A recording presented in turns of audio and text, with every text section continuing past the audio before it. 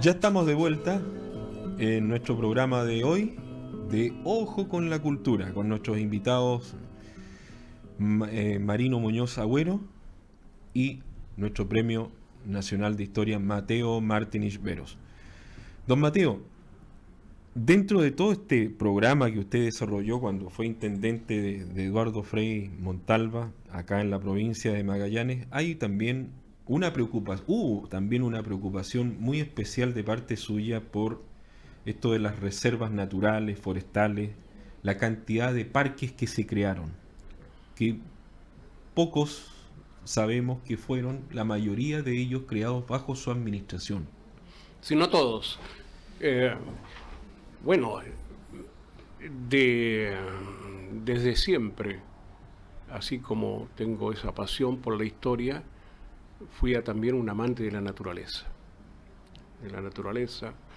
Las ciencias naturales siempre. Las ciencias naturales en el colegio, por supuesto, pero la naturaleza me encantaba, estar en el aire libre, recoger bichitos, mirar las plantas, qué sé yo, disfrutar del cielo. Me disfrutaba mucho. Y en eso los salesianos fueron maestros especiales. Nuestras vacaciones consistían en ir al campo, ¿no es cierto? Tenían la famosa colonia escolar de Leñadura y de ahí partíamos en excursiones hacia arriba buscando, ¿no es cierto?, qué sé yo, de cualquier cosa. Nos inspirábamos, era muy bonito. Bueno, eso me fue motivando y en la medida que después me fui formando todo lo que era conocimiento de la geografía, la naturaleza de la Patagonia, fui asumiendo una comprensión completa de esto.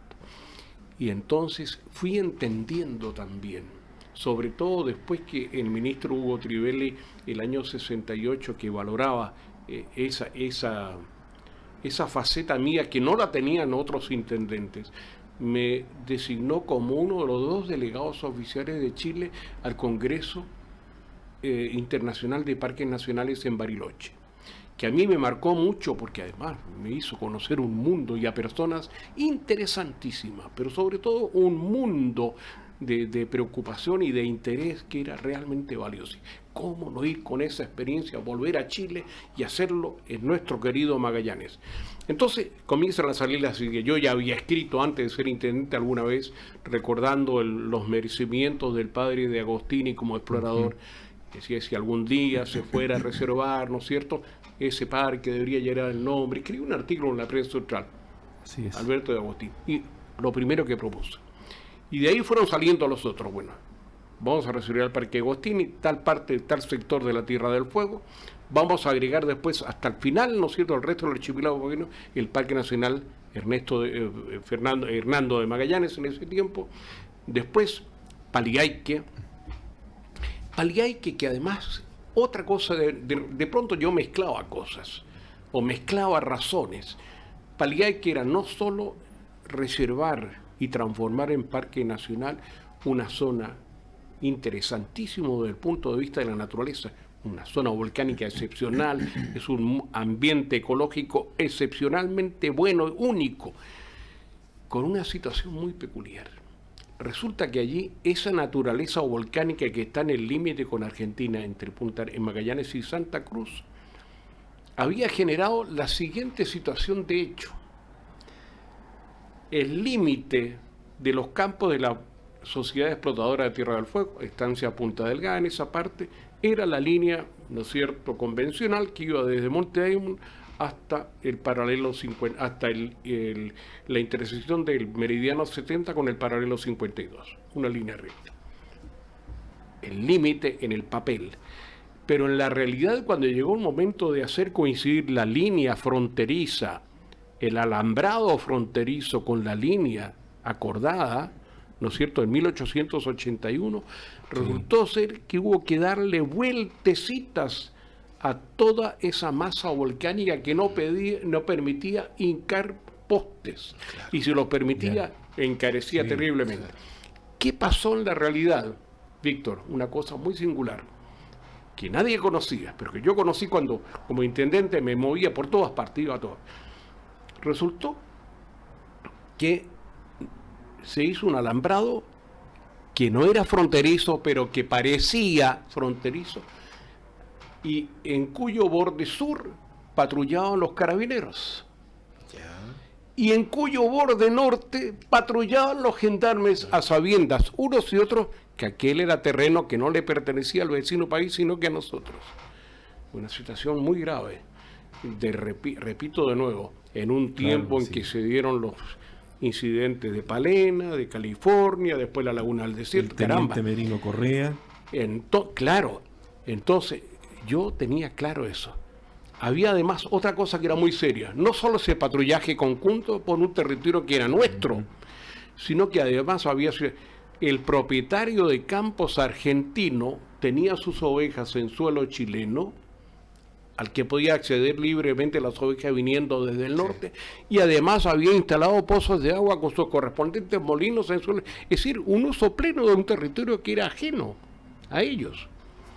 No, esto hay que arreglarlo. Y vamos a prevenir este problema antes de que ocurra. Yo recuerdo haber escrito un artículo en la prensa austral de las tantas cosas, cuyo título creo que era Paliaique, una situación fronteriza e ignorada. Creo que ese es el título. Sí, ese. Donde yo contaba eso. Y entonces, bueno, ¿qué te podíamos hacer? Les puse yo las pruebas. Llamé al administrador de la explotadora en Magallanes. Mire, la situación no puede ser. Carabineros andaban mucho más cuidadosos. Los carabineros en esta materia solo dependían de lo que le decía la Dirección General y en consecuencia, y ella actuando con el Ministerio del Interior y el Ministerio de Relaciones Exteriores. Nada. No tocaban nada. Dijimos las cosas como son. Statu quo absoluto. Yeah. No puede ser. Esto es muy delicado. Algún día puede ser un problema grave. No, lo vamos a prevenir. Entonces, yo podía hacer dos cosas. O exigirle a la sociedad explotadora que me haga el alambrado por donde debe ser, o bien hacer una pillería. ¿Cuál es la pillería? La pillería, usted tiene este alambrado de hecho, muy bien, mire usted, vale para mí. Entonces, en la superficie que queda encerrada por este alambrado perimetral y la línea jurídica marcada por el Tratado de 1881, genera una superficie como de 5.000 hectáreas. La vamos a transformar en un parque nacional único, porque además es excepcionalmente valioso desde el punto de vista de la naturaleza. Propuesta al ministro Trivelli, listo, partimos. Mire usted qué interesante. Bueno, después, un pensamiento parecido me llevó a proponer la creación del Parque Nacional Bernardo Higgins, el más grande de Chile, ¿no es cierto? Además era otra cosa, ahí es el campo hielo patagónico sur, otro tema. Del que nadie sabía. Del libro que usted escribió, Mateo, famoso. Hielo Patagónico Sur. Hielo Patagónico Sur. Y el otro texto de la Chapananda, la Aysén. Sí. Vamos a decirlo con claridad. Usted es posiblemente el historiador reconocido en la zona de Aysén. Más que cualquier historiador. Se le reconsidera a usted como el historiador casi oficial de la región de Aysén. Hay una preocupación por reconocer y considerar su obra en ese sentido. Usted, don Mateo, en este instante podría decirse que es el historiador de la Patagonia, definitivamente. ¿Considera a Aysén y todo ese sector, todo ese lugar como parte importante de la Patagonia? A ver, sería muy pretencioso de mi parte decir que yo soy el historiador. No, simplemente diría yo que un hombre que ha escrito historia, pero que ha puesto su centro de preocupación total en la Patagonia, sobre todo en la Patagonia chilena, desde Reloncaví hasta el Cabo de Hornos, sí. Eso sí. ¿Y la Tierra del Fuego? Pero está incluida, claro, en el concepto histórico de Patagonia, aunque Patagonia geográficamente termina en el Estrecho de Magallanes, y viene de luego la Tierra del Fuego hacia el sur, pero en el concepto geográfico se toma como un gran todo. Durante su administración, don Mateo, ahí, bueno, aparte de Dorotea, ¿no es cierto?, por 1965, está Villa Tehuelches. Villa Tehuelches, por favor, de la nada. Que vino a inaugurarlo el presidente Frei Montalva. En el año 67, claro que sí. 7 de julio, si no me equivoco, sí, 7 de julio de 1967. Sí, estoy orgulloso. Ese es uno de los pueblos de los que estoy orgulloso, sobre todo cada vez que lo veo crecer. Qué lindo, sí. Qué bonito. Puerto Edén. Puerto Edén. Puerto Edén, déjeme Sí. hablar. Puerto Edén, ¿cómo no lo voy a creer? Se cumplió este año, ¿no es cierto? Se cumplieron 50 años. No 50 pasó años. nada, pero no pasó nada. No se acordaron los de Puerto Edén, no se, los natalinos menos que menos, pues, por Dios. Nadie se acordó, salvo Mateo Martini, ¿no es cierto? Puerto Edén era una cosa asombrosa. Yo había instalado a propósito en mi despacho, ¿no es cierto?, un enorme mapa de Magallanes, escala 1 a 500.000, para que tenerlo ahí a la vista. Yo ahí había hecho marcar, ¿no es cierto?, la divisoria, la separación de la vertiente oriental de la vertiente occidental, para que mis visitantes vieran, ¿no es cierto?, cuál era la parte ocupada y por qué, y cuál era la parte desocupada y por qué. Y allí estaban todos mis pensamientos, mis ideas de caminos, de pueblos, de todo estaba allí. Y yo miraba, teníamos una situación muy peculiar en Puerto Edén. A los magallánicos, pensar en el territorio de ultracordillera era como pensar en Sudáfrica o Nueva Zelanda o en la Luna. No importaba, a nadie le importaba. Nosotros mirábamos hacia el norte y hacia el Atlántico. Atrás, a nuestras espaldas, eso es otro mundo. Menos todavía, Víctor, cuando ya los viajes en navegación ya habían prácticamente desaparecido, ya nadie iba hacia el norte y volvía por vapor, era el avión. El avión más nos alejó todavía de esa geografía. Y resulta que por allá, por el año 68, yo ya estaba preocupado de antes, pero el 68 comenzamos a recibir algunos informes de la explotación, de que eran objetos la gente que mariscaba, que estaba en la zona de Puerto Edén, por parte de los industriales pesqueros de Quellón, de Puerto Montt y de Calbuco. Entonces, bueno, momentito, eso es territorio de Magallanes, así que vamos a meter la mano allí.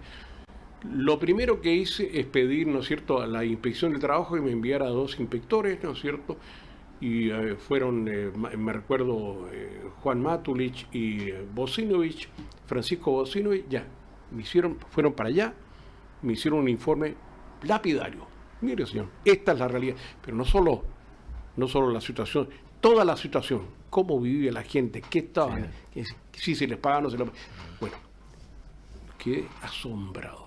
Ya, muy bien. Tomamos la primera disposición, se hicieron las denuncias correspondientes en los juzgados de allá del trabajo de Ancud para que esta gente pagara y lo que correspondía, pero vamos a meter la mano en este territorio que es nuestro, en este Chile olvidado.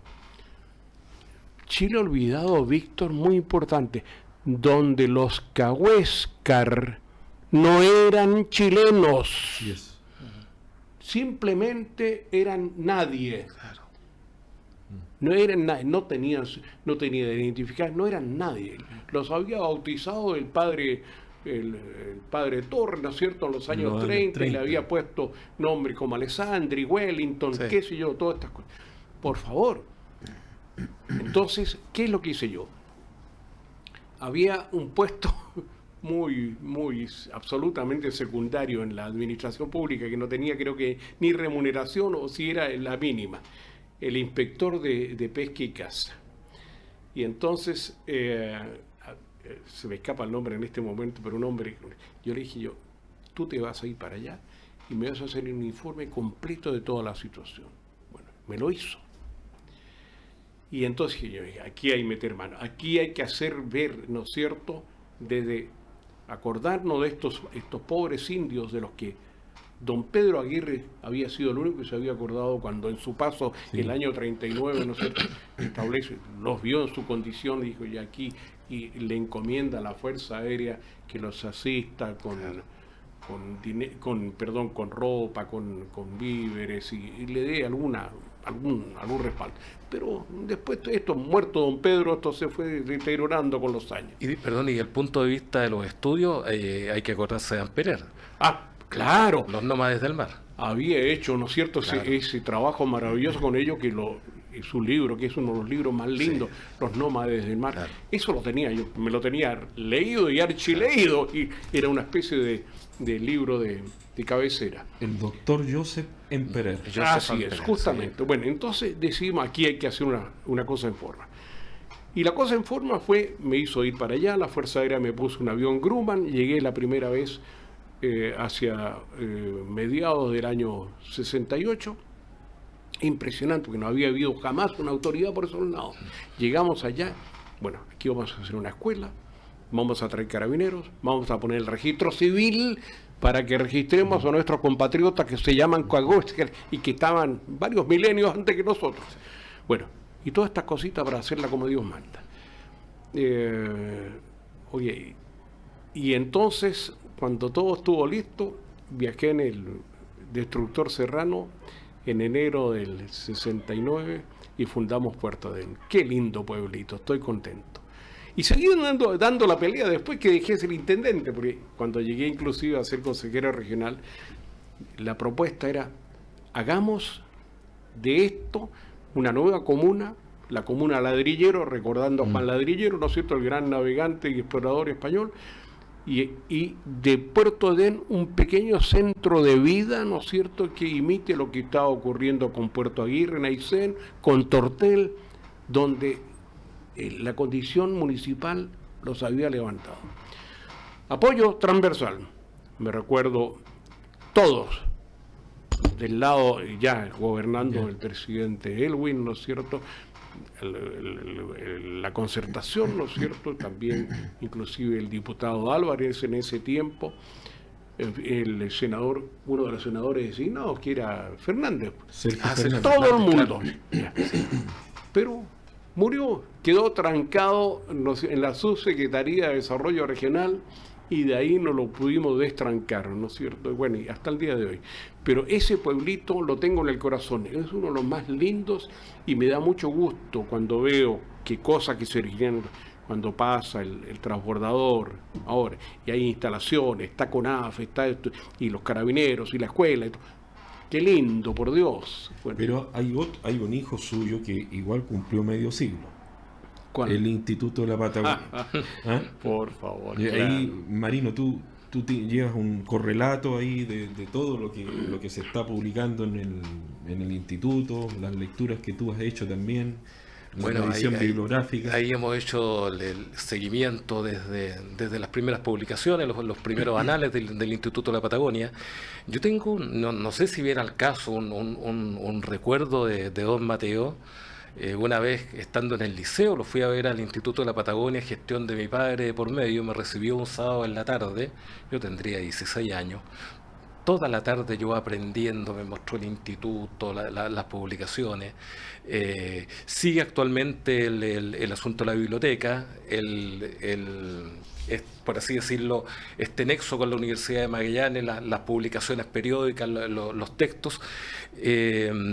Pero sería bueno, don Mateo, que usted nos conversara de los inicios del Instituto de la Patagonia.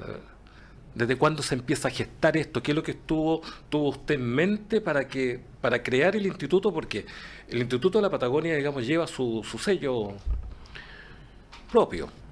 El Instituto de la Patagonia es finalmente, sobre la base de lo que tú me preguntas, Marino, la consecuencia posible de algo imposible. La idea imposible, entonces, 50 años atrás, era aquello que yo venía madurando ya desde los tiempos del colegio. En Magallanes tenía que haber una universidad. Esto no fue un concepto mío, pero lo asimilé. Caramba. Nosotros teníamos en ese tiempo, tuvimos un director, el famoso padre Giacomini, a quien le dediqué después una de mis biografías. Muy motivador. Y entre las frases que quedaron grabadas a fuego, sobre todo en exalumnos como Ernesto Olivas y yo, era: algún día Magallanes tendrá una universidad. Y esta cosa era machacante, pero iba quedado grabando. Y recuerdo también haber leído los diarios, sobre todo en el Magallanes, ese gran diario nuestro, habré visto las inquietudes de otro hombre ilustre, el general Ramón Cañas Montalva, que más que militar era un hombre de un talento extraordinario, un gran intelectual. Y él había dado vida a su instituto Bernardo O'Higgins, y su instituto Bernardo O'Higgins era de historia y de geografía. Y no pasó de estos apronte, pero esto yo lo recibía, lo recogía y lo fui guardando. Por aquí vamos. Con un territorio enorme, lleno de posibilidades, con una historia prácticamente desconocida, una realidad física más desconocida, que es objeto del interés de la humanidad desde hace 5 siglos o 4 siglos en ese momento. Caramba, tenemos que hacer algo acá. Una universidad que sea al mismo tiempo un centro de pensamiento, más que de formación, pero de pensamiento y de investigación, para servir de referencia al mundo. Eso, ahí está un poco eso. Y le daba con eso, por favor, pero para eso había que crear una universidad. Hasta le inventé el nombre, Universidad de la Patagonia. E intentamos lo que después resultó ser de verdad imposible, un puntapié contra un muro de cemento. Era el Chile de las 8 universidades. Estaba instituido, ¿no es cierto?, así. La Chile primero, la fundadora, después la Católica, la de Concepción, el año 19, universidades honorables, dignísimas. Y las últimas, el compromiso tan lindo de Valdivia, ¿no es cierto?, que nació de la comunidad. El 53. Y que el presidente Ibáñez, sí, en ese tiempo, ¿no?, aceptó que se creara el año 54. Y creo que la última fue la de los jesuitas, la Universidad del Norte. Católica del Norte. Justamente. Claro, del 56. Y se acabó la historia, y no más. Así que yo con mi proyecto, muy bonito, pasó por muchas manos, qué sé yo, qué bien, pero no. Y así en esta cosa imposible, Víctor, llegamos al 68. ¿Qué podría hacer? Cuando yo, otra vez, yo aprovecho mucho todos estos viajes, estas cosas.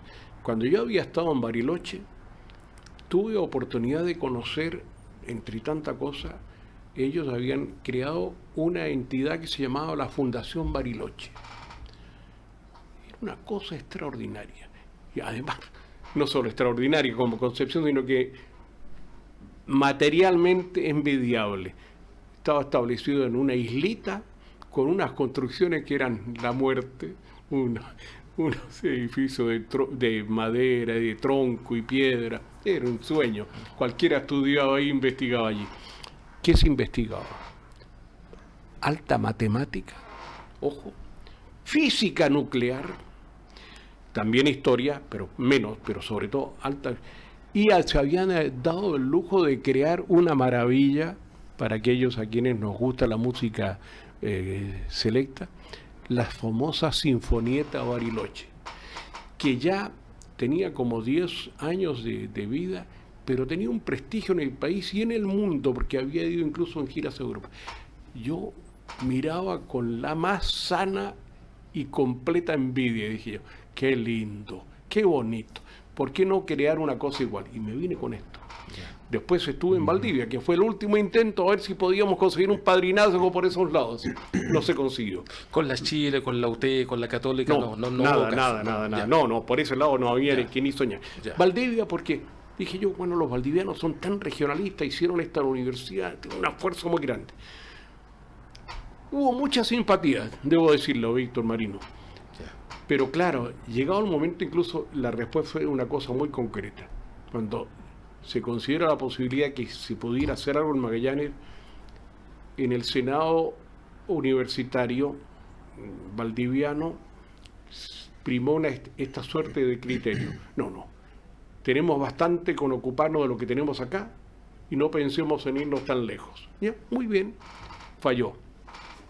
En esa alternativa yo decidí entonces, después fue Edmundo Pizano, le pedí que fuera a Valdivia por última vez en enero del 69.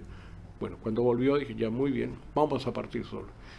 Y un poco con la idea de Bariloche, la Fundación Bariloche, creé, era abogado, así que yo mismo redacté los estatutos, la Fundación Magallanes, ¿para qué?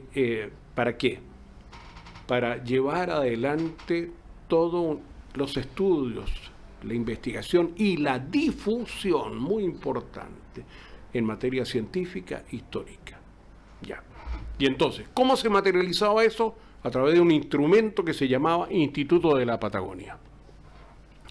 Así que invité a unos cuantos amigos, la creamos, ¿no es cierto?, el 3 de marzo del año 69.